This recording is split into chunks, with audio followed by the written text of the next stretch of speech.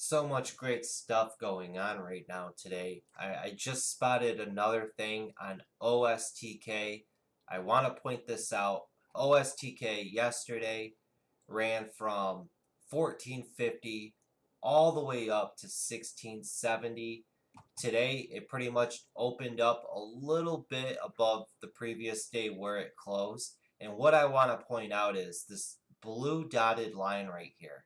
What this is it's telling me where the stock closed the previous day. Why I do this, and this is a perfect example on why I like plotting this out on my chart. I'm wanting to share this with you.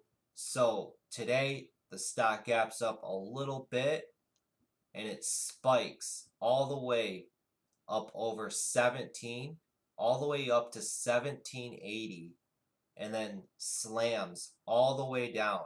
And what I want to point out is how it pretty much double bottomed right there at the 1660 level. And it's bouncing right at that blue line. And that blue line is where the stock closed the previous day.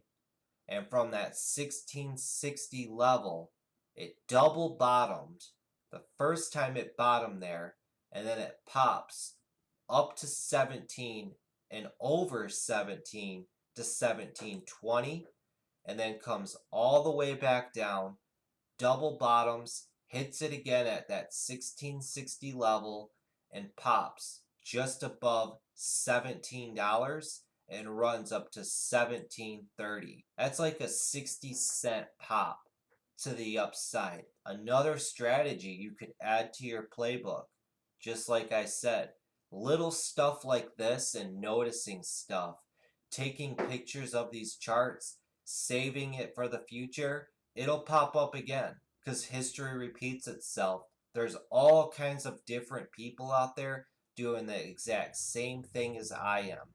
They like plotting out the previous day's close. And then if the stock gaps up and sells off and comes down to that area of the previous day it closed, like OSTK, look what it did. And when everybody's on the same page, that's when stocks work out like this. This is the smart money doing stuff like this. OSTK, real quick, just to document it, has a float of 28.2 million, and its average true range is $1.30. Whenever a stock has an average true range above $1.25, I like to say I want to try to pay attention to it because it's showing me it has range and it likes to move. And look at OSTK from that 1660 level, bouncing up over 17 to 1720 and 1730. That's a nice 60-70 cent range. With 1,000 shares or 500 shares, that's good money.